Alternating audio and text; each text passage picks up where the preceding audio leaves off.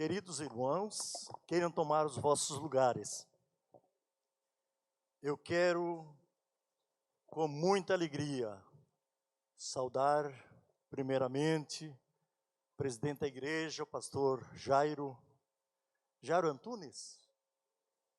Nunes, a sua esposa, a irmã, muito bem, Deus abençoe toda a sua família. Na sua pessoa, saudar a todos os irmãos e irmãs que se matricularam para esta abençoada escola bíblica. Trazemos aqui a saudação dos pastores Davi Paixão, Daniel Paixão, de toda a nossa família, e o nosso agradecimento. Muitos aqui sabem que a minha esposa, ela pediu que eu contasse isso para os irmãos. Ela esteve por 7 anos fazendo hemodiálise, aguardando que Deus providenciasse um rim. Mas no dia 7 de dezembro, agora último, quando chegamos ao hospital, no pátio lá, para mais uma hemodiálise, tocou o telefone, era o doutor dela, doutor Poli, que dizia assim: onde é que vocês estão? No pátio do hospital, melhor ainda. E onde está Margarida? Está aqui. Passe para ela no Viva Voz. Passei. E ele disse: Margarida, o teu rim chegou. Então, desde o dia 7 de dezembro último, ela está transplantada e passa muito bem, obrigado. Eu agradeço as orações do povo de Deus. E ela todos os dias diz: eu estou viva, porque Deus teve misericórdia de mim e ouviu a oração do povo de Deus, a oração da igreja. Então é mais uma razão para eu estar convosco e dizer que eu sou muito agradecido a Jesus. Bem, amados, às vezes alguém diz: eu tenho alguns livros escritos, escatologia, esse das 7 igrejas da Ásia, que foi o meu primeiro trabalho.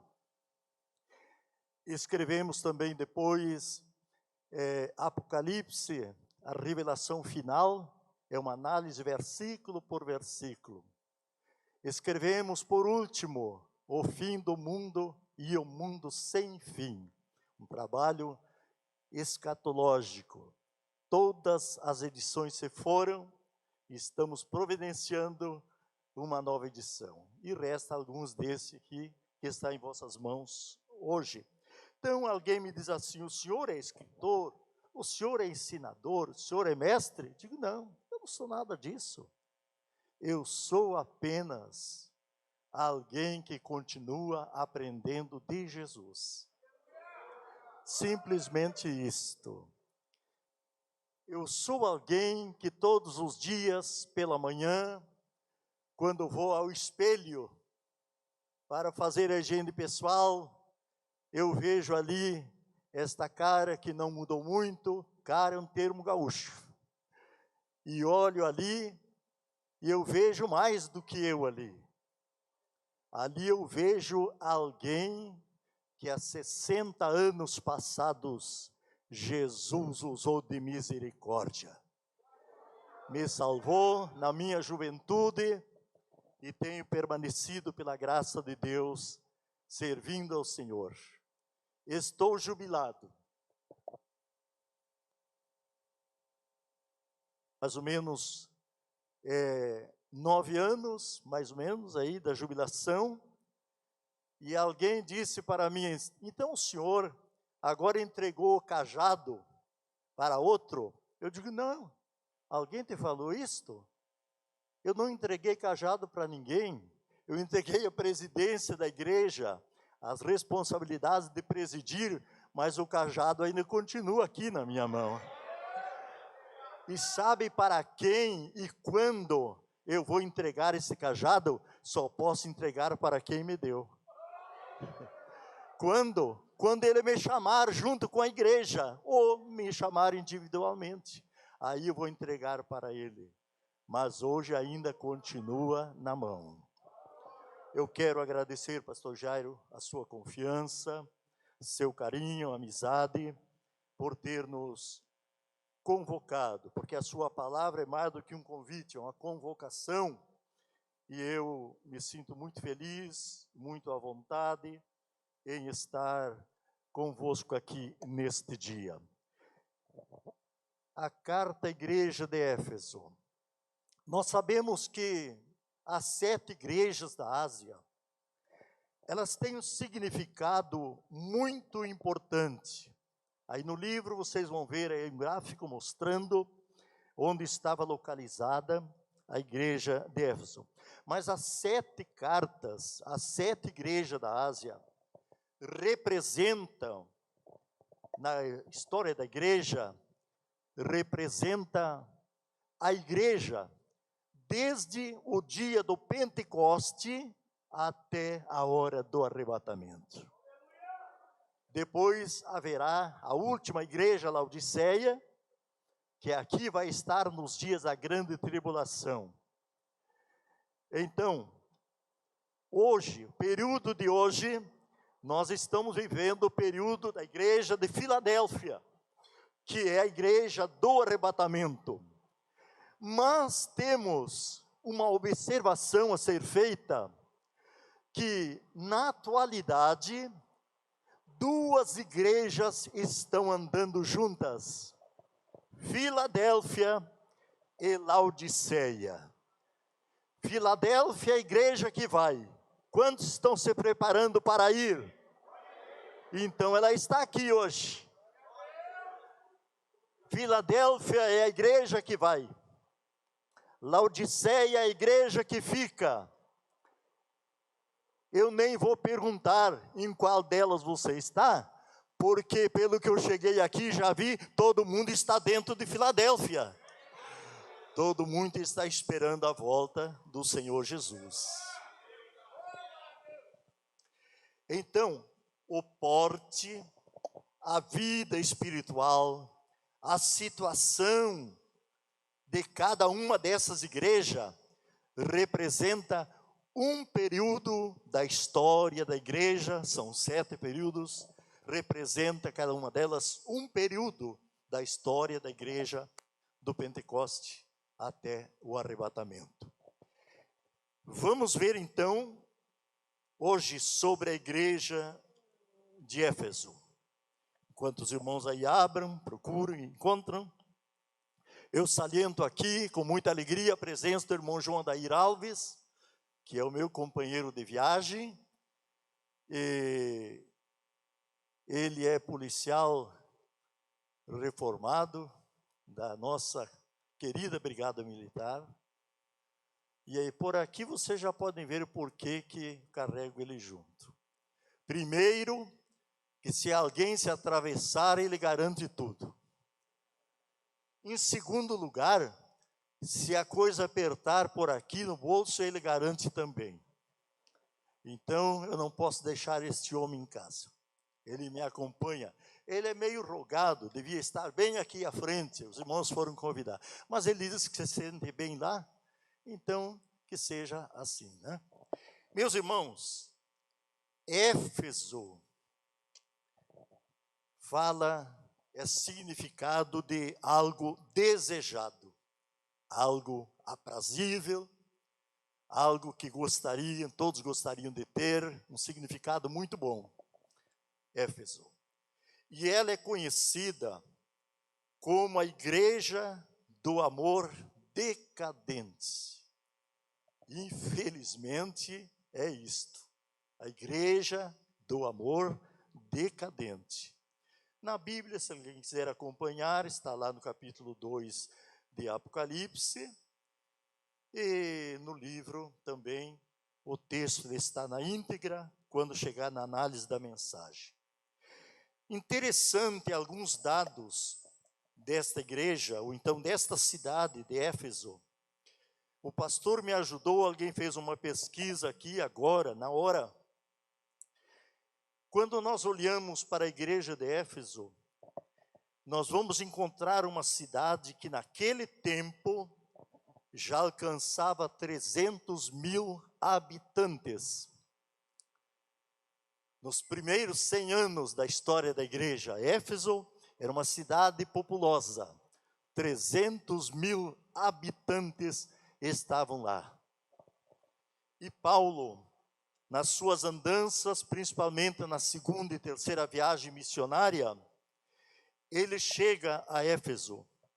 Por volta do ano 52 da era cristã, Paulo, ele encontra ali algumas pessoas, começa a pregar o evangelho, e encontra no meio daquela multidão de 300 mil habitantes, alguém que se interessou por Jesus. Então ele começa o seu trabalho, primeiramente um trabalho itinerante, volta de novo a Éfeso, nos capítulos 18 e 19 de Atos, e lá, para aquele pequeno grupo, aquele punhadinho de pessoas dentro de uma cidade tão grande, Paulo está começando uma congregação, um trabalho missionário da mais alta grandeza, porque às vezes o pregador só quer pregar aonde tem muita gente, para dar glória a Deus, aleluia, cantores que cantam, igreja reunida. Agora Paulo, aonde ele encontrava 2 ou 3, ali ele falava de Jesus. E isso é muito importante para os obreiros, porque a Bíblia diz, não despreze o dia das coisas pequenas. Éfeso é uma cidade vastíssima, mas crentes eram um punhadinho, poucas pessoas ali começaram a se converter. Aí vem de Alexandria um crente que conhecia só o batismo de João, chamado Apolo, e ele vem a Éfeso e encontra aquele início de igreja. Então ele prega para eles ali. Apolo é eloquente, um homem preparado, pregou também em Éfeso para aquela pequena igreja. Depois Paulo coloca lá Priscila e Áquila para cuidarem um pouco daquela igreja também, quando ele faz trabalhos missionários. Quando ele sai, capítulo 19, ele volta outra vez a Éfeso. Ele já encontra 12 homens batizados nas águas, batizado por João Batista. Se conhecia só o batismo de João. E ele pergunta, vocês já receberam o Espírito Santo quando creram? Mas nós nem sabemos o que é isso, Espírito Santo. Não sabemos. Nós somos batizados do batismo de João e viemos para cá, estamos aqui, estamos congregando aqui, irmão Paulo. Então Paulo chamou, vem cá. Orou por eles, Jesus batizou os 12 na mesma hora. Bom, com esses 12 crentes já batizados nas águas, agora com o Espírito Santo, começa a igreja de Éfeso. Começa a se ampliar aquele lindo e maravilhoso trabalho naquela cidade tão grande. Era um centro comercial e lá estava uma das 7 maravilhas do mundo antigo, o templo da grande deusa Diana, Diana dos Efésios. Eu não sei se nós aqui podemos chamar Diana, é o que está escrito, talvez os ingleses chamavam de Diana, algo assim, né? Não sou muito bom nessa coisa aí. Mas o fato é que este templo que adoravam esta deusa arrebanhava muita gente, muitas multidões.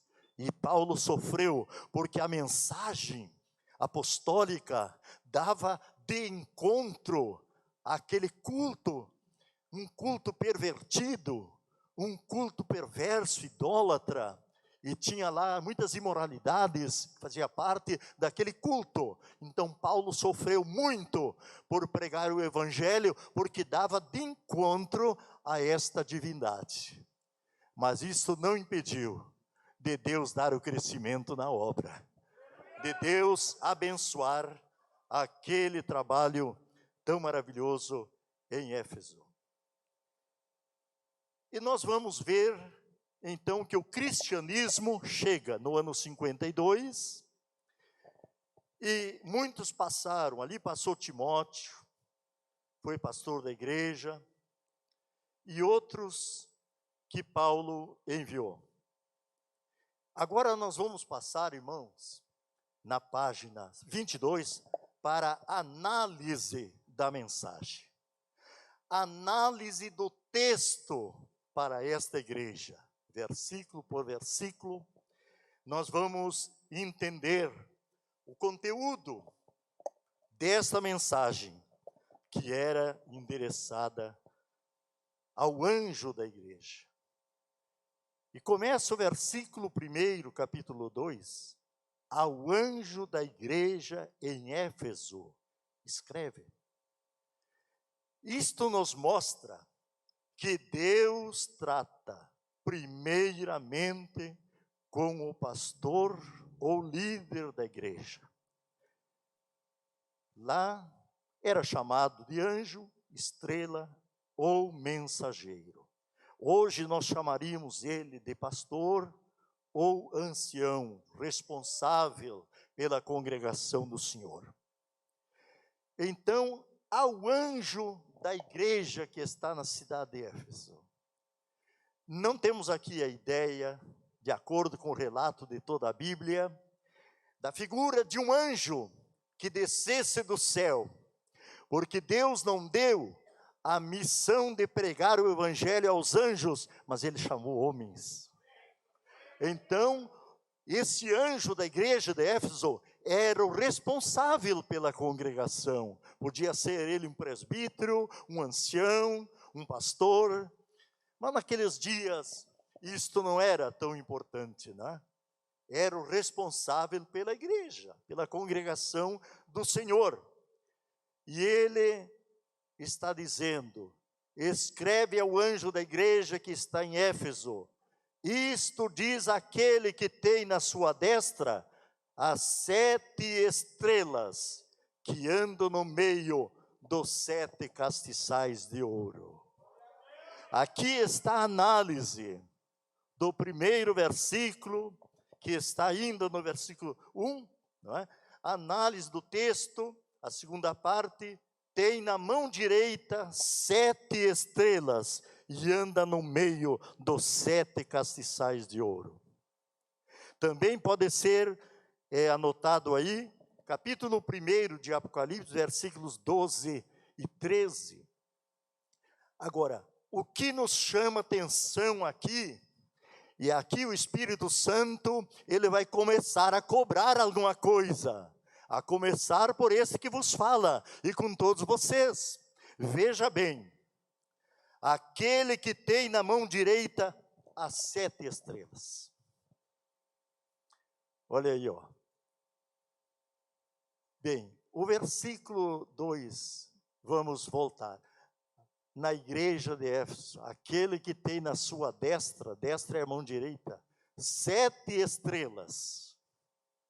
Será que o que Jesus tinha na mão dele eram estrelas que brilham à noite? Sim ou não? Não. Mas 7 estrelas na mão de Jesus?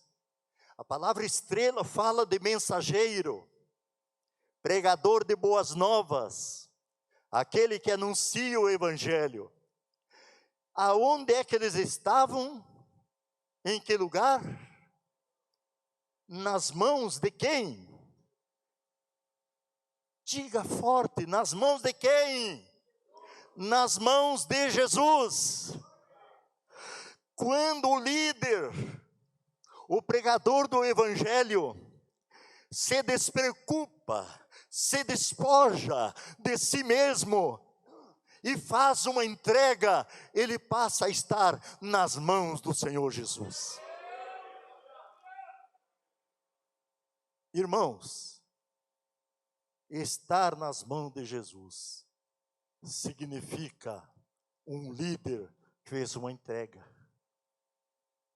Ele entregou-se. Sabe o que significa estar na mão de Jesus? Domínio.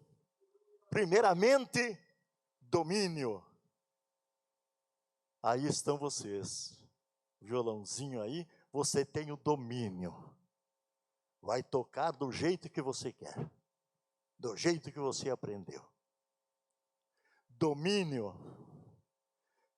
Nós como obreiros, precisamos deixar que Jesus tenha o domínio. No nosso ministério, naquilo que vamos pregar, Ele tenha o domínio. Ele tenha a primazia. Nós podemos ter muitos preparos. Podemos ter a nossa faculdade de teologia, muitos cursos. Tudo isso é muito bom. Mas o melhor de tudo, é que Jesus tenha o domínio sobre a nossa vida. O domínio sobre o nosso ministério. Quando eu era crente novo, lá pelos 17, 18 anos, recém-casado, fui integrado, eu e a irmã Margarida, no ministério em Cruz Alta. Quem aqui ouviu falar de Bruno Gonçalves Terra? Meu Deus, como o tempo passa, né? Nosso pai espiritual, nosso mentor, um homem enérgico, um homem de zelo, de cuidado pela igreja do Senhor. Ele dizia para os obreiros na reunião do ministério, que era toda segunda-feira, agora é uma vez ou duas por mês, e tem igreja que nem se lembra disso mais. Né, pastor? Toda segunda-feira estávamos lá. E tinha que levar um pelego nas costas, porque o negócio era muito forte. Mas eu dou graças a Deus. Então, gente, a gente ouvia a realidade. E ele muitas vezes nos advertiu, olha, eu não tenho mais muito tempo para estar aqui, mas vocês vão estar aqui. Serão pastores de igreja, evangelistas, pregadores. Vocês verão o quanto a verdadeira igreja vai sofrer nos últimos tempos. Ele advertia para nós estas coisas. Ele nos ensinava a depender sempre do Senhor Jesus. Domínio. Coisa linda é deixar que Jesus domine sua vida, seu lar, sua família, seu ministério. Eu confesso para vocês que, bem no início do meu ministério, eu subi pela primeira vez num púlpito como esse, recém-convertido, numa pobreza, numa miséria, desempregado. Meus pais eram pobres, não sabiam ler e escrever, nenhum deles. Eu fui o primeiro dos 13 filhos a me converter, sou o mais velho, fui o primeiro a me converter, ganhei mamãe, ganhei papai, ganhei meus irmãos, todos para Jesus. Pastor João Pedro, era pequeno, 8 anos. Então eu sou muito agradecido a Deus por isso. Mas a primeira vez que eu subi aqui, eu não sei se era só as pernas que tremia, mas eu acho que era o corpo inteiro. Nunca viu, e enquanto estivermos aqui como igreja, nunca vamos ver.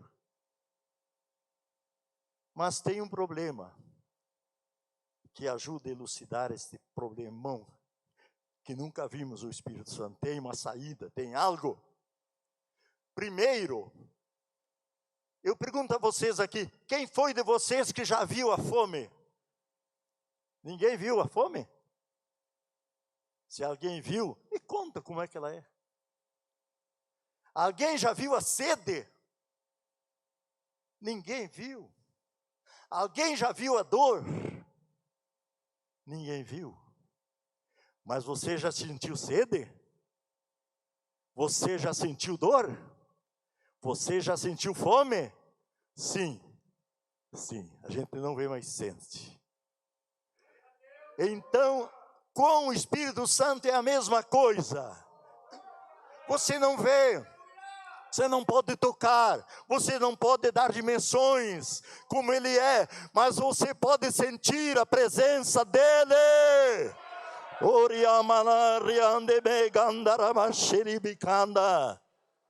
Você sente a presença dEle, porque Ele é uma pessoa. Mas para isto, domínio e direção. Então, é a recomendação para o pastor da igreja de Éfeso. Possivelmente seria Tíquico, poderia ser Timóteo, ou alguém que Paulo teria deixado lá pastoreando aquele trabalho. Bem, a segunda parte do versículo aí na Bíblia, ou no livro, a segunda parte do verso 1, ao anjo da igreja, isto diz aquele que tem na sua mão, na sua destra, as 7 estrelas. E o restante do versículo diz o quê? O que é que diz o restante do versículo?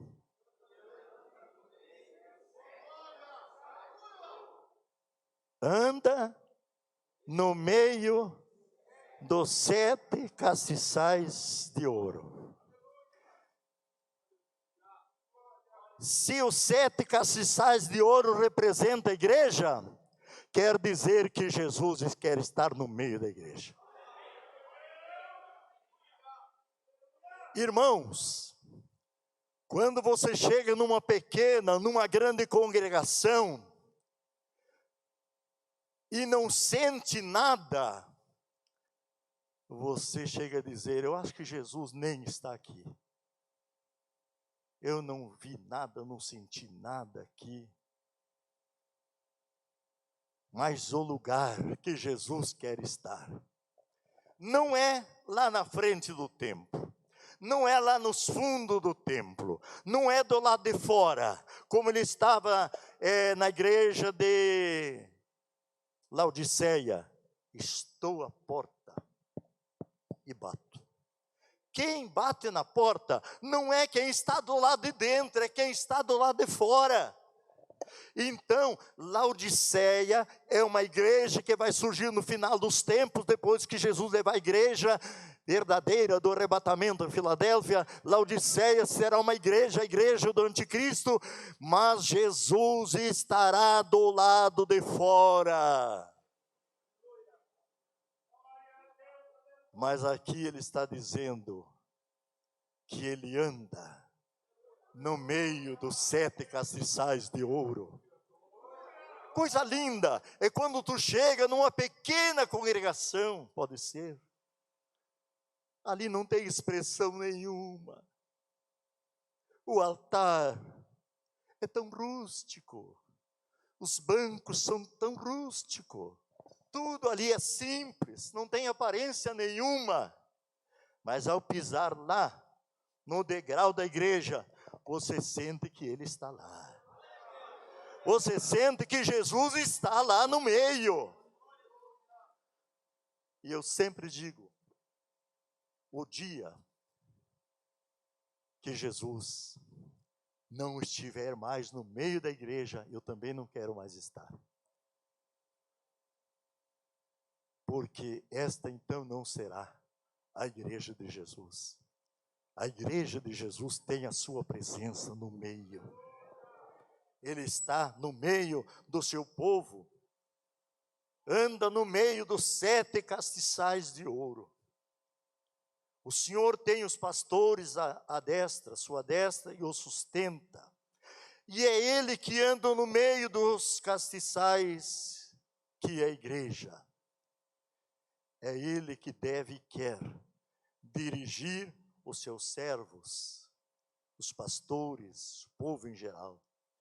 Esta inspeção mantém Jesus intimamente envolvido com a vida de cada congregação. Ele anda pelos corredores, ele examina os bancos onde se assentam os crentes. Ele anda pelas salas de aula, ele se assenta no conselho dos obreiros. Nada é encoberto para ele. O Senhor inspeciona, mede, avalia e observa a condição espiritual de cada rebanho para ver se aquilo que estamos fazendo visa a glória do nome dele ou a nossa glória. Meus irmãos, quando a gente se converteu, cada culto, domingo, qualquer culto, era meia hora de oração de joelho dobrado. Ali não tinha ninguém mascando chiclete, nem conferindo o seu... Como é que é o nome desse negóciozinho que os... Não tinha ninguém com celularzinho lá, mandando mensagem, recebendo mensagem. E alguns até bem baixinho, telefonando para alguém. Não. Hoje as coisas estão diferentes. Jesus anda no meio dos corredores. Ele anda avaliando aonde o crente senta. Aonde o crente senta.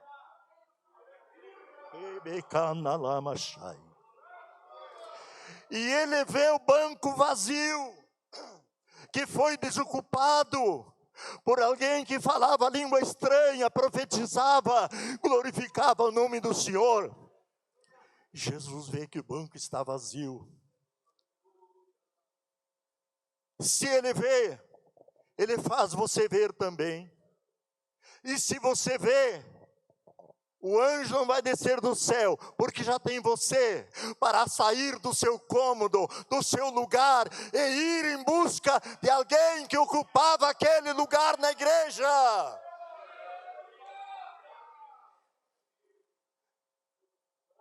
Aleluia. O Senhor vê, avalia. Quando o conselho dos pastores se reúne,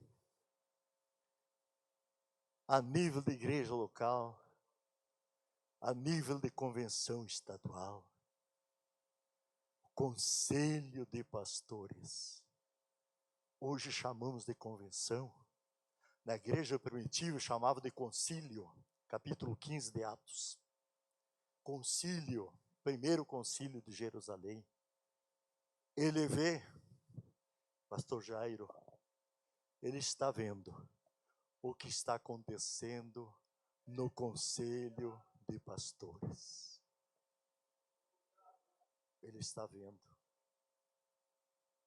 E isto é muito importante. Ele vê quando alguém é escolhido para pastorear o rebanho do Senhor. Quais são os motivos que levam alguém a ser escolhido para ocupar o santo lugar, o lugar na congregação? E quando ele vê este lugar corrompido, contaminado, pessoas despreparadas, sendo colocados em algum lugar de destaque, ele vê também. Deus me deu uma visão há pouco tempo, mas já faz talvez uns 7, 8 anos. Mas para mim é como se eu estivesse vendo agora, de tão forte que era. Nós temos uma filha que mora em Florianópolis. E lá resolvemos ir visitar. Chegamos lá. Arrumaram a cama boa para nós, deitamos ali à noite. Às 3h da manhã, eu acordei a minha esposa. Sabe por que que ela acordou-se? Porque eu estava de pé dentro do quarto, com as minhas mãos erguidas, falando línguas estranhas e glorificando a Jesus. E ela começou a orar junto comigo. E ela depois perguntou: Mas o que foi que você despertou assim tão depressa e começou a orar e falar língua estranha? Pois eu vou te contar. Foi por causa de uma visão que eu tive. Nesta visão, a convenção, pastor, já estava reunida num lugar. Um lugar para fora. Eu lembro que tinha gramado, tinha árvores. E estavam tratando, um grupo aqui, outro lá, tratando alguma coisa, e eu estava ali com os irmãos. E eu vi que veio do norte uma multidão de homens, todos trajados de branco, os cabelos grisalhos. Era uma multidão grande. E do meio deles saiu um que veio mais para frente, bem perto onde eu estava, e fez a seguinte pergunta. Aquele ancião fez a seguinte pergunta: esta aqui é a convenção dos pastores? Sim, é a convenção. Ele disse: e o senhor pertence aí? Sim, pertenço. O senhor tem algum cargo? Tenho sim, eu lidero aqui um grupo, um conselho. E eu posso lhe fazer um pedido? Sim. Então eu vou primeiro me identificar. Todos esses homens de cabeça branca que você está vendo aí, ó, cabelinhos brancos, de roupas brancas, somos nós, os anciãos da igreja. Nós somos os anciãos da igreja. E o pedido que eu quero fazer, o senhor pode transmitir lá o nosso pedido? Eu falo em nome de todos eles, de todos os anciãos. O senhor transmite lá o nosso pedido? Faço isso. Qual é o seu pedido? O nosso pedido é que quando os senhores se reunirem para transferir pastores, colocar homens diante da congregação, os senhores procurem, é o nosso pedido, humildemente, nós respeitamos a convenção, mas queremos fazer esse pedido. Quando os senhores forem colocar pastores na liderança da igreja, procurem colocar homens que ainda zelem pela doutrina da palavra de Deus. Homens que ainda tenham amor pela palavra, pela Bíblia, que amem a obra. Esse é o nosso pedido. Ele fez este pedido, despediu-se de mim, e aquela visão foi desaparecendo, até que eu não vi mais nada. Foi quando eu me acordei, naquele fervor espiritual. E agora, quem sou eu, Valdemar Pereira Paixão, para chegar e entregar isto numa convenção? Pastor Jair sabe que não é bem assim. Chegamos em Juí. Naquela reunião, todo mundo já estava orando. E sempre tem alguém que, antes dos trabalhos convencionais, dá uma palavra, né? 20 minutos, coisa semelhante. E naquele dia, era o presidente que estava na escala para o devocional. Eu dobrei meu joelho, estava ali orando. Todos estavam orando. E, de repente, uma mão bateu aqui, ó. Eu estava assim numa luta. Eu não via a hora de entregar aquilo, aquela visão. Mas eu estava esperando. Eu orei e disse: Senhor, se for para hoje, o Senhor vai abrir a porta. E se não for para hoje, eu não vou entrar em porta fechada. Então, enquanto orávamos, aquela mão tocou aqui no meu ombro. Eu olhei, era o pastor João Oliveira. E ele disse: olha, Paixão, hoje a escala para o devocional é do chefe. Era o pastor Adalberto na época. Hoje o devocional era com ele. Mas ele passou para você.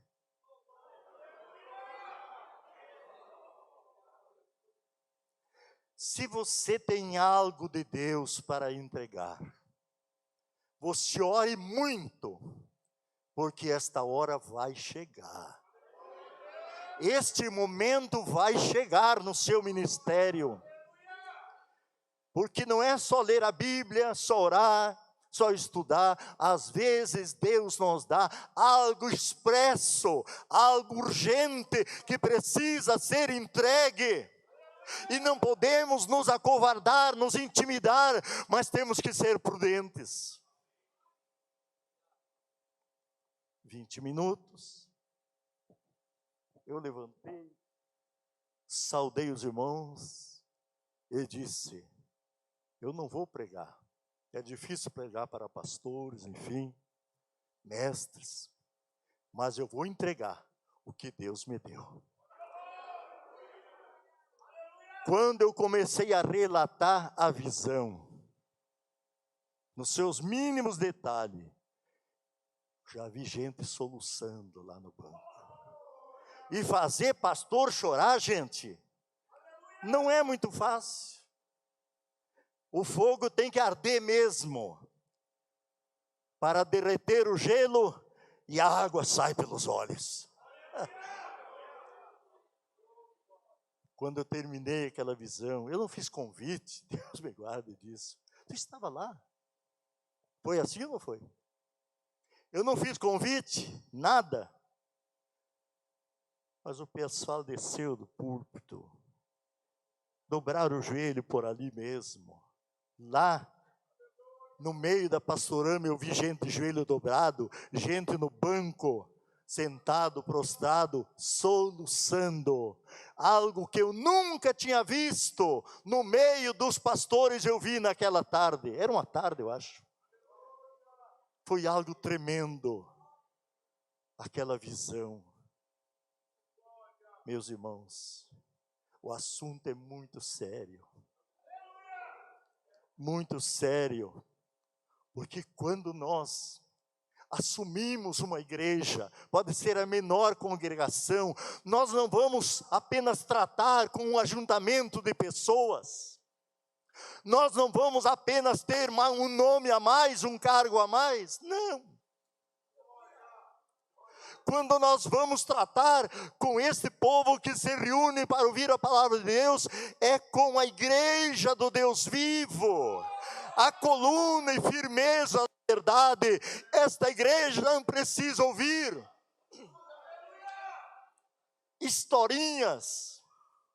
Esta igreja precisa ouvir uma palavra de Deus.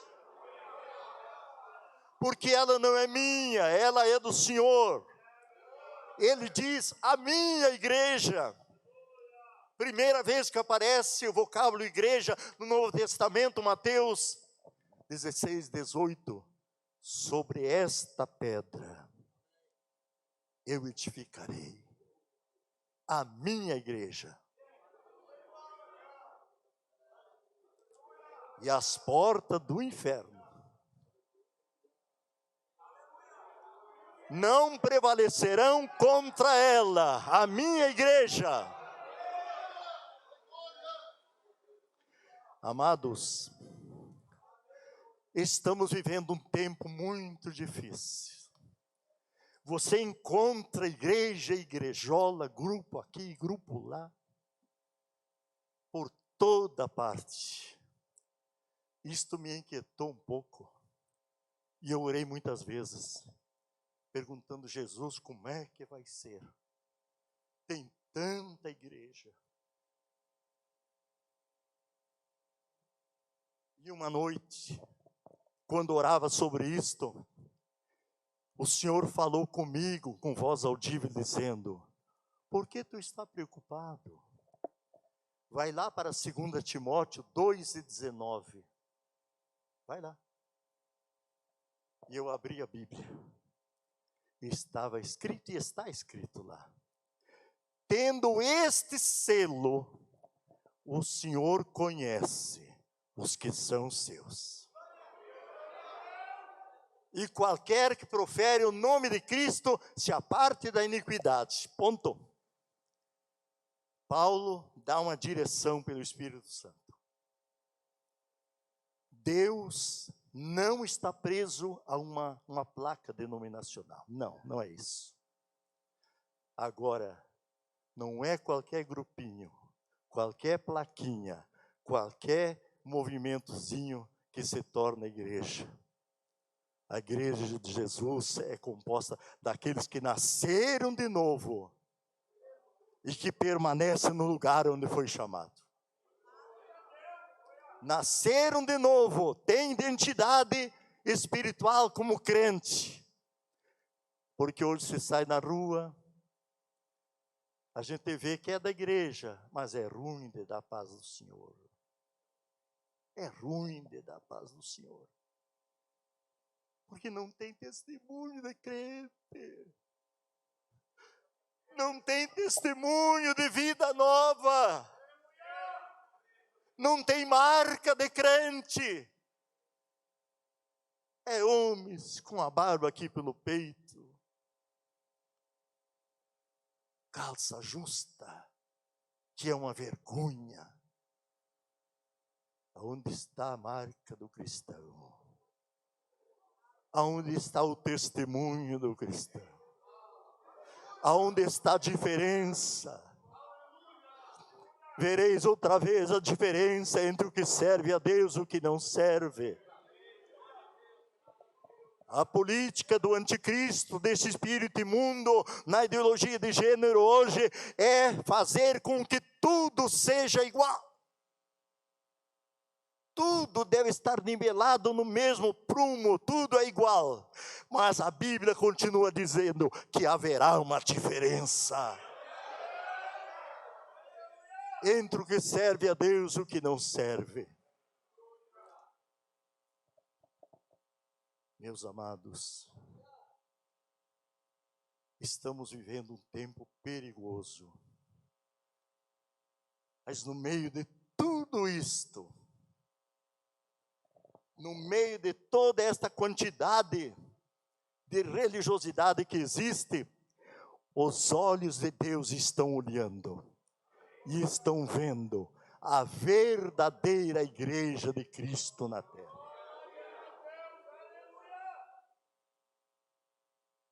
A verdadeira igreja, ela está na terra ainda. Mas quando ela for embora daqui, ai desse mundo, dos que nele habitam, já é a área escatológica. Haverá grandes sofrimentos, muitos correrão de um lado para outro. E dirão em choro, pranto, por que eu perdi o meu tempo? Por que não aproveitei as oportunidades que tive?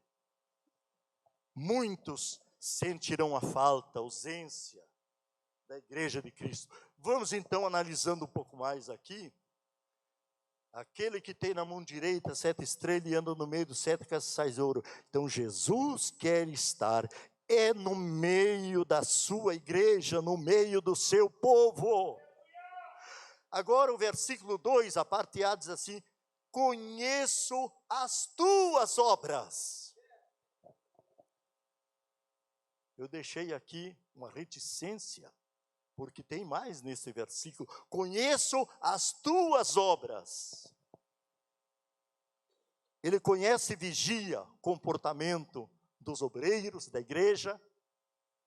Não é isso que está ali? Conheço as tuas obras. Então não adianta alguém se arrumar muito bem, uma boa aparência exterior, aparentar alguma coisa, porque enquanto alguém nos vê por fora, o Senhor nos vê por dentro. Para Deus não interessa o exterior, mas Ele nos vê por dentro, aí Ele sabe como é que você é. Aqui Ele sabe como é que eu sou. Eu podia me fazer acompanhar de muitas experiências aqui, mas eu vejo que a hora você vai. Bem, eu conheço as tuas obras. Ele é onisciente. Deus não nos responsabiliza por aquilo que alguém possa dizer de nós. a igreja tem sofrido com calúnias, difamações, os pastores também, por aquilo que alguém diz de nós. Mas eu disse lá em casa e para os companheiros lá, não importa. O que vão dizendo aí não quer dizer nada. O que importa é que Deus me conhece por dentro. Nunca te preocupe com aquilo que alguém fale de você. Te preocupe sim em saber que Deus te conhece por dentro. Ele não se preocupa com o nosso exterior, mas sim o nosso interior. Então não adianta de nada mesmo arrumarmos a nossa aparência exterior, uma vez que Ele nos conhece por dentro. Em Éfeso, Cristo mostra-se como aquele que possui autoridade e controle absoluto sobre a liderança da igreja, mantendo um olhar vigilante sobre a congregação. Ele conhece o teu trabalho. Está ali trabalho também? O teu trabalho. Isto fala de trabalho forçado em circunstâncias difíceis. Apesar da oposição, das perseguições que eles sofriam, permaneceram fiéis a Cristo e a sua vocação. Sobre eles estava a promessa: esforçai-vos, não desfaleçam as vossas mãos, porque a vossa obra tem uma recompensa.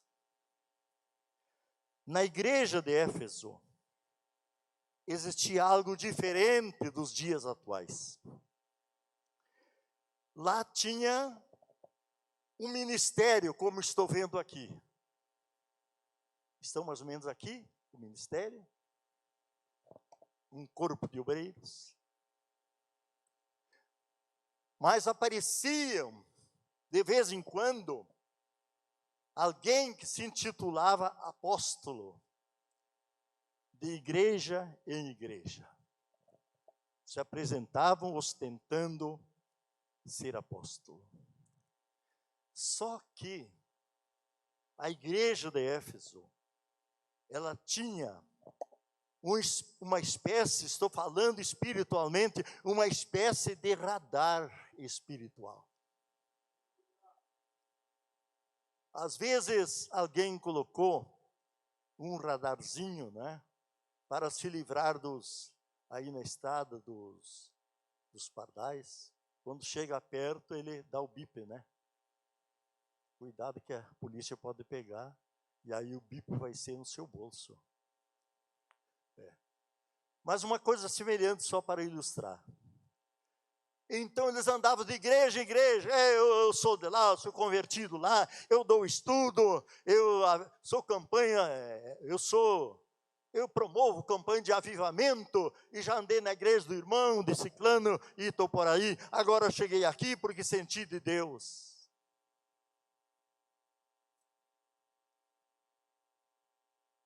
Mas a igreja de Éfeso, o corpo ministerial, eles tinham o radar espiritual. E quando os obreiros enganadores já iam chegando, o radar espiritual dava o bip, dava o sinal. Na igreja de Éfeso, pastor, não era qualquer um. Não era qualquer um que subia ali, ó. Era gente que tinha compromisso com Deus. Era gente que o pastor conhecia, chamou. Na obra de Deus não há lugar para desocupados. Há lugar para quem já está ocupado com alguma coisa.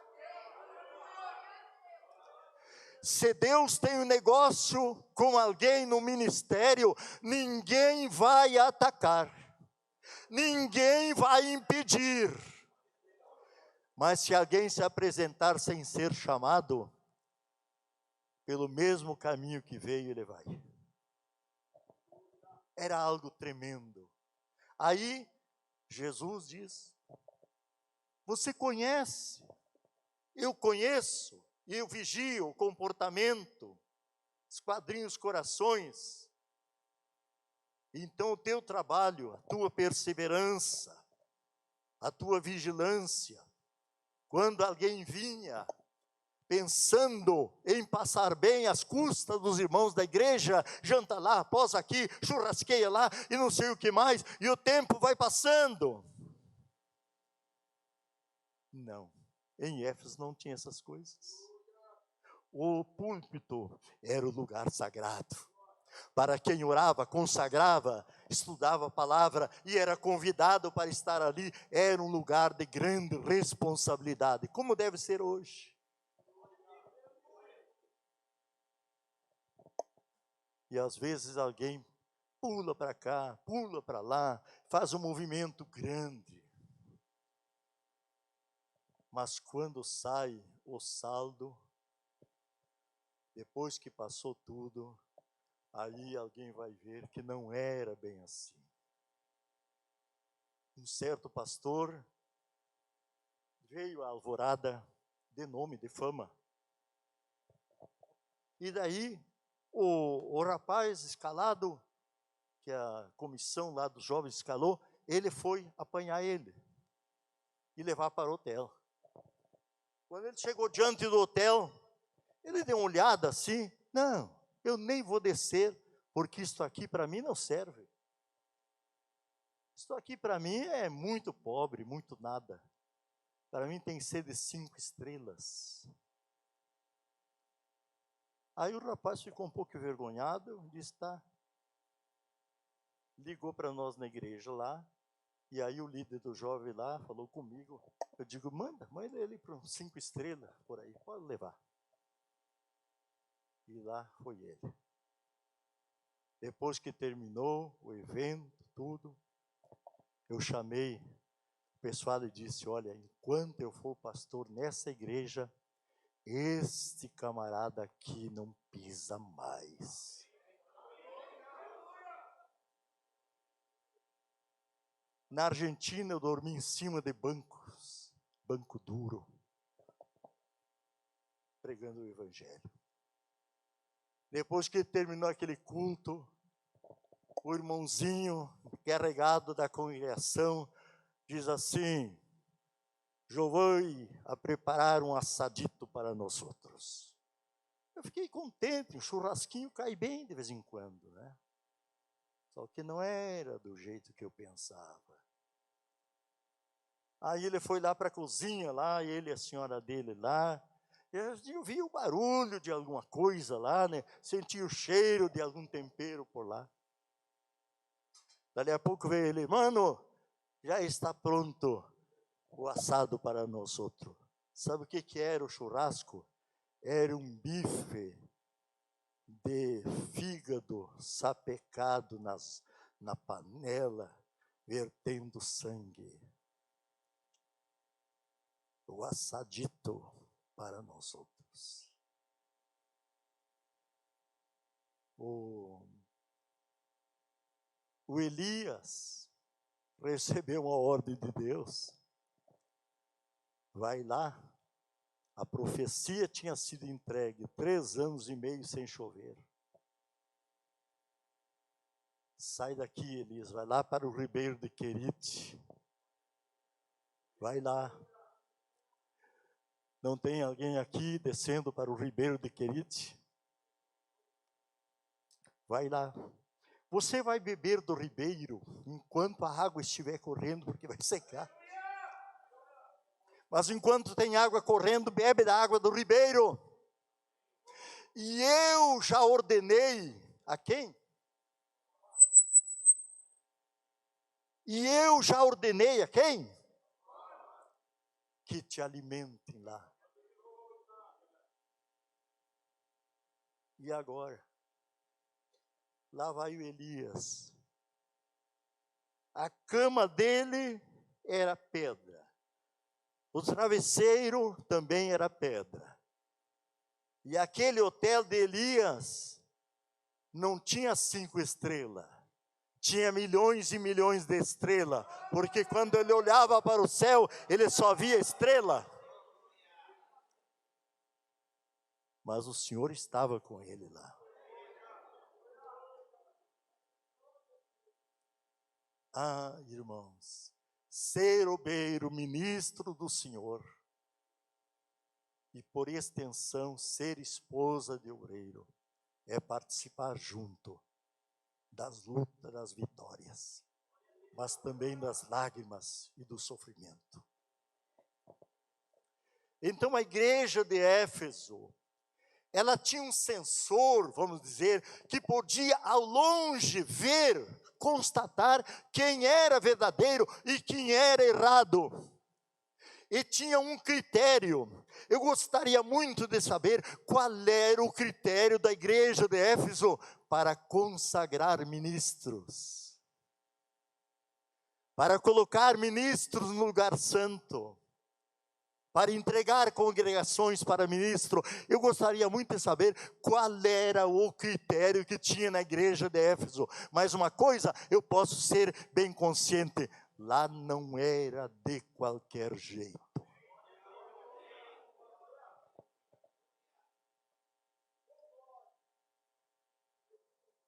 Vamos em frente aqui. Conheço o teu trabalho. Agora, depois de conhecer as obras, ele diz: conheço o teu trabalho, a tua perseverança. Então, na igreja Efésia, não havia lugar para aqueles que andam desocupados com a Bíblia na mão, a gravatinha bonita no pescoço. De igreja em igreja, havia lugar só para quem era chamado e reconhecido pela liderança da igreja do Senhor. Aqueles que se dizem apóstolos, mas não são, e tu já achaste mentiroso. Então eles descobriram a mentira, a fraude de muitos que diziam ser, mas não eram nada disso. Eram obreiros fraudulentos, falsos mestres, falsos líderes. E muitas vezes, Pastor Jairo, temos visto algo curioso no meio do povo de Deus. O que é, pastor? A gente tem visto, às vezes, uma disciplina rígida para os irmãos que cometem alguma fraqueza. Não é assim? Alguma disciplina forte. O conselho de ministros decidiu. Mas nenhuma atitude é tomada com os maus obreiros e com os maus ensinadores. Tem nada para eles. Estão correndo frouxo aí, né? Mas quando a igreja tem o Espírito Santo, pastor é dirigido pelo Espírito Santo, ministério é dirigido, a igreja sabe quem vai ocupar o santo lugar, quem vai trazer uma palavra, quem vai trazer a mensagem. Jesus ensinou. Ele fala em Mateus 7, sobre os falsos mestres, falsos ensinadores. Então, o critério para muitos hoje é quando alguém chega e faz um barulhão na igreja, movimenta o povo, abraça teu irmão, profetiza para o teu irmão e não sei o que mais. Ele é um movimento. Mas Jesus ensinou como é que se conhece os falsos mestres. Está aí na sua Bíblia, capítulo 7 de Mateus, a partir do verso 15.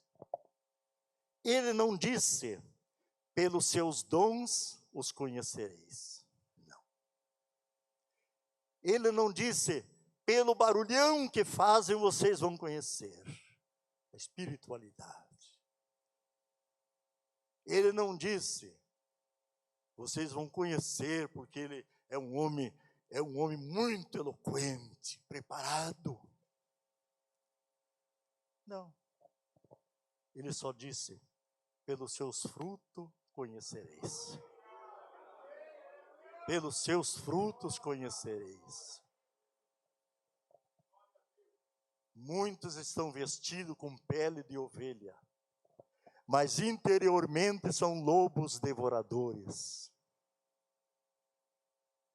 Então, meus irmãos, uma coisa é certa, e alguém muitas vezes me perguntou, mas como é que uma pessoa nessas condições, depois que aparece o mau testemunho, uma pessoa nessas condições, como é que pode falar língua estranha? Como é que pode orar pelos enfermos? Como é que Jesus pode batizar com o Espírito Santo? É uma boa pergunta, vocês não acham? Como é que pode acontecer isto? Mas nunca vão esquecer que o caráter está acima do dom. O dom nunca está abaixo. Aliás, acima do caráter, perdão. O dom que Deus deu nunca está acima do caráter. O caráter é que está acima do dom. Muitos me dirão naquele dia, no teu nome, Senhor, curamos doentes. Fizemos maravilhas, fizemos prodígio.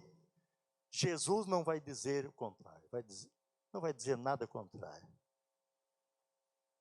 Eu não vos conheço. Apartai-vos de mim, todos que praticassem a iniquidade.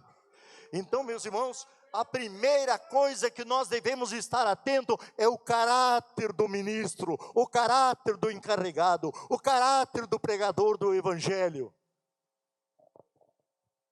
Eu não sei se o senhor recebeu algum telefonema. O pastor recebe telefonema seguido, né? E tem telefonemas que alegram a gente. Irmão, estou ligando porque voltei para Jesus, amém, aleluia. Estou ligando para contar que Jesus curou minha filha, meu filho, resolveu aquele problema difícil. Isso aqui fortalece e alegra o coração do pastor, porque vê Deus respondendo a oração. Mas de repente, o pastor recebe um telefonema, e ele já pela voz já conhece que não é ovelha. Já conhece que não é ovelha. E a pessoa lá do outro lado se identifica. Eu sou fulano de tal, eu sou da loja aqui e tal. E tem aí um membro da sua igreja que comprou umas coisas aqui. E já faz meio ano, já está chegando um ano. Eu não vejo a cor do dinheiro. Será que o senhor podia me dar uma mãozinha? Para alguns, eu tenho dito assim, o senhor chegou tarde demais. O senhor tinha que ter pedido a informação antes de vender. Agora, eu não posso fazer nada. Porque se o senhor me ligasse antes, eu ia lhe contar a verdade. Eu sou um pastor, sou um líder, eu ia lhe contar como é que é o negócio por aí. Mas o senhor foi vendendo, foi liberando. Eu posso lhe dar o telefone dele, o endereço da casa dele, e é o máximo que eu posso fazer. Meus irmãos, e no meio desses crentes, existe até, eu vou falar bem baixinho, existe até obreiros. Até obreiros. Então, meus irmãos, ser ministro do Senhor, obreiro do Senhor, isto é muito sério. Eu estou na hora? 10 minutos mais? Vamos lá. Tens perseverança, sofreste pelo meu nome e não desfaleceste. Bom, com tantas qualidades que tinha a igreja de Éfeso, tinha alguma coisa que Jesus cobrou da igreja ou estava tudo bem? Jesus cobrou alguma coisa, pelo menos uma? Com tantas qualidades que tinha esta igreja. Que bom que não fosse assim. Então Jesus vai enumerando as qualidades da igreja de Éfeso, as virtudes daquela igreja, mas de repente, depois de uma vírgula, diz assim: tenho, porém, contra que deixaste o teu primeiro amor.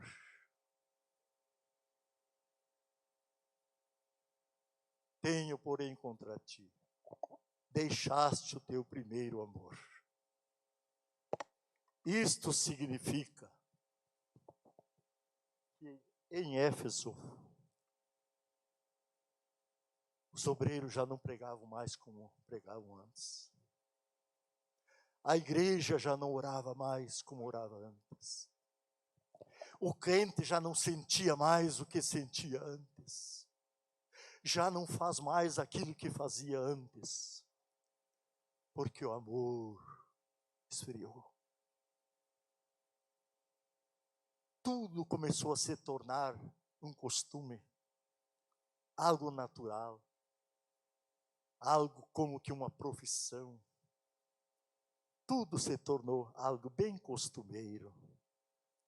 Não te acostume de ser crente, porque ser crente é estar numa guerra, é estar numa batalha contra as forças espirituais da maldade.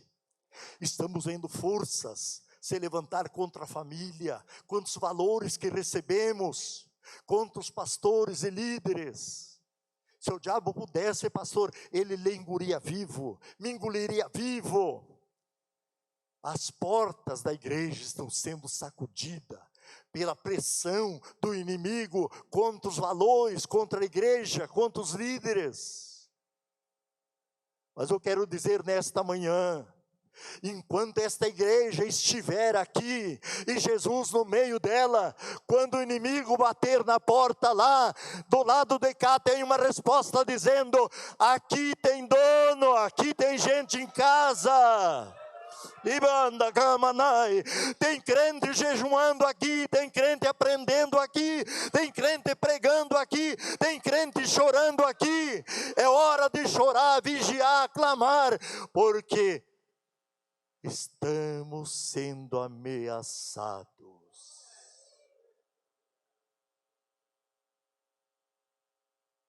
Nuvens negras já pairam no horizonte.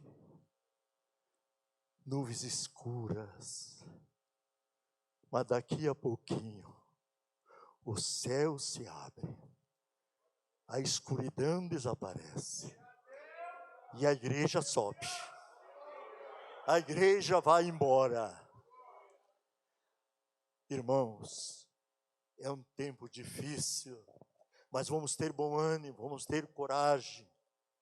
Tenho, porém, contra ti que deixaste o teu primeiro amor. Eles continuaram pregando, evangelizando, fazendo as reuniões, mas o amor já não existia mais. Irmãos, sabe o que o Espírito Santo cobra nesta manhã?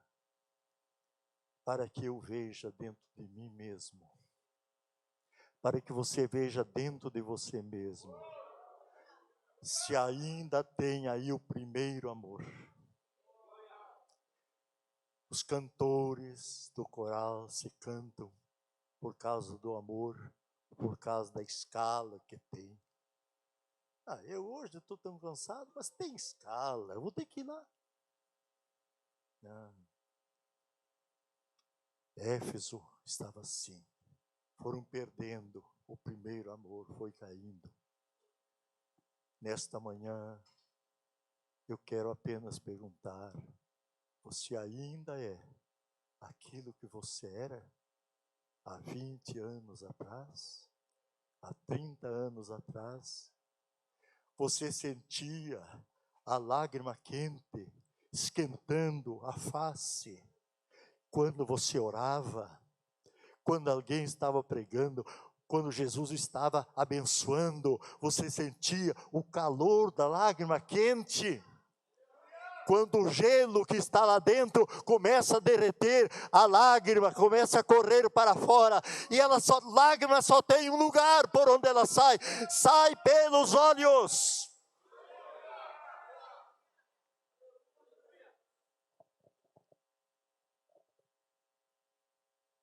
Um dia, o reino de Israel se dividiu. Roboão ficou com o reino do sul, com sede em Jerusalém, Judá. E o rei Salomão, antes de morrer, tinha feito escudos de ouro, certo? Escudos de ouro. Quando o rei se apresentava, vinha uma autoridade especial, então eles passavam pela guarda e os guardas tinham que apresentar escudo de ouro. Era lindo.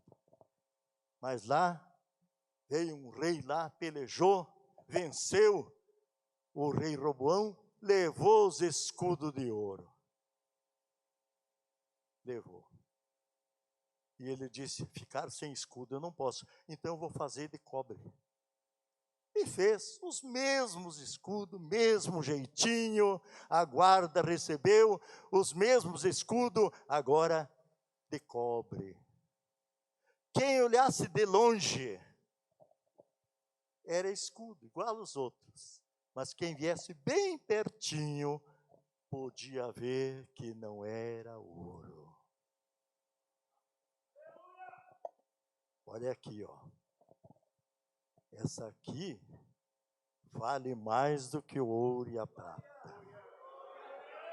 Tem muita gente por aí apresentando lata velha, escudo de lata, de cobre, que não brilha, que não tem valor nenhum, está apresentando. Enquanto ele apresenta escudo de lata velha, o pecado vai entrando pela porta da frente e vai contaminando aqui, contaminando ali. Mas vos convido a esta manhã, não entregue os escudos de ouro. Guarda bem na sua mão a mensagem viva da palavra do Senhor. E agora é chegado o momento de orar. Podemos orar, pastor? Em pé, igreja, por gentileza. Você foi o primeiro amor.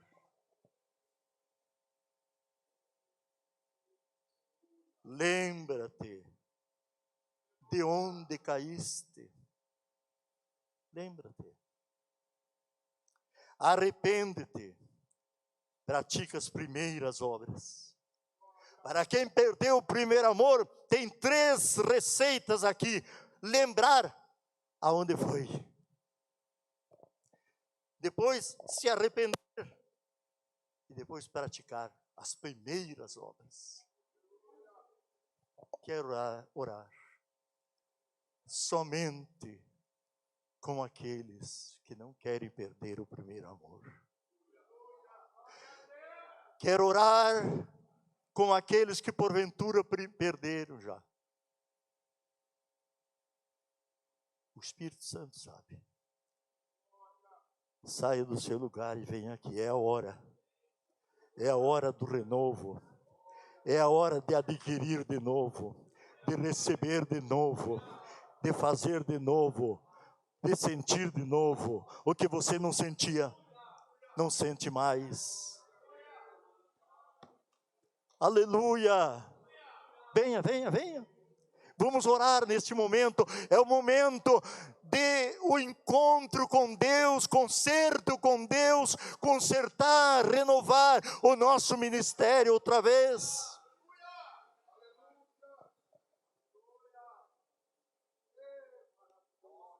Deus quer devolver, restituir aquilo que alguém perdeu nesta caminhada, nesta jornada ministerial. Quantos valores se perderam no caminho. Hoje, esse dia é um dia de vitória, é um dia de preparação, é um dia de restituição ministerial. Estou velho? Deixa para os mais jovens. Não.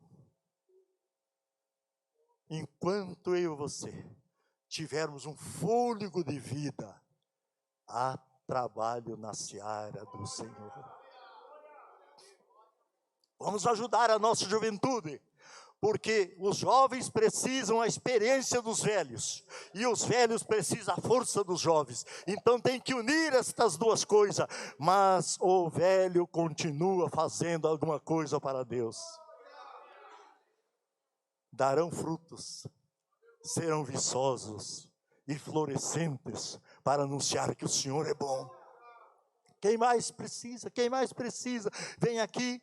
Eu faço o último apelo agora, nós já vamos orar. Eu vou pedir aos obreiros, que permitem, pastor, que podem vir aqui à frente, orar junto. Irmãs do círculo de oração, mulheres de Deus, venham estar aqui junto com as irmãs, orando por elas. Venha, irmã do círculo de oração, que dirige o grupo, dirige o louvor, dirige alguma coisa na seara do Senhor. Venha aqui, Deus conta contigo para orar com estas irmãs aqui hoje. Deus está restituindo esse trabalho, essa escola bíblica. Foi Deus que deu para o pastor o sentimento, a direção, junto com os organizadores, para organizar esse trabalho. Mas não é mais um trabalho apenas, é algo que Deus quer, já está fazendo no meio desta igreja, no meio destes obreiros, porque pouco tempo resta para nós nesta terra. Vamos trabalhar antes que a noite chegue. Feche os seus olhos. Se você sente de vir e ainda não veio, aproveita. Feche os seus olhos agora. Feche os seus olhos agora. Fale com Deus. Senhor, aonde foi que caiu o machado que eu tinha na mão? Senhor, aonde foi que eu perdi o primeiro amor? Eu me arrependo, eu quero praticar as primeiras obras.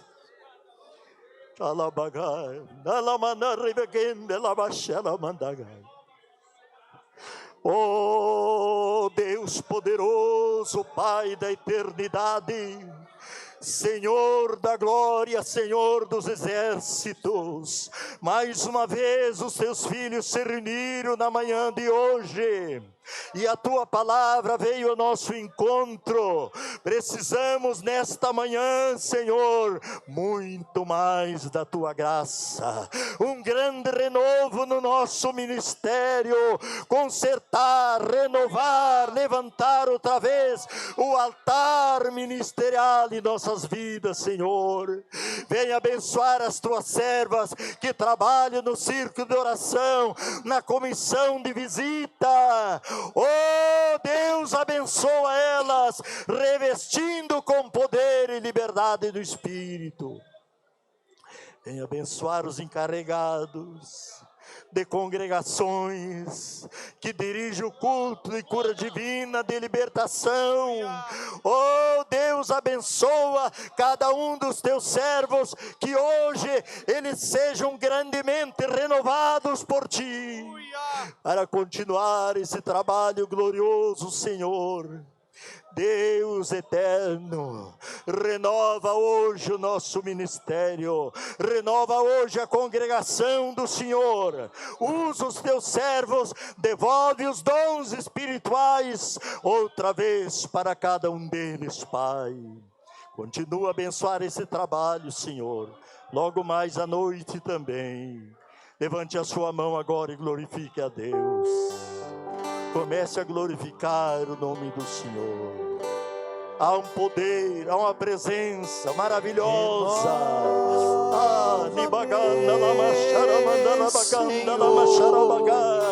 Há uma presença gloriosa aqui hoje de manhã. Põe em mim teu coração. Aleluia. Renova-me, Senhor Jesus. Aleluia, aleluia, aleluia, aleluia. Já não quero ser igual, porque tudo que há Cante. dentro de mim necessita ser mudado, Senhor. porque tudo que há dentro do meu coração Aleluia, aleluia. necessita mais de ti. Renova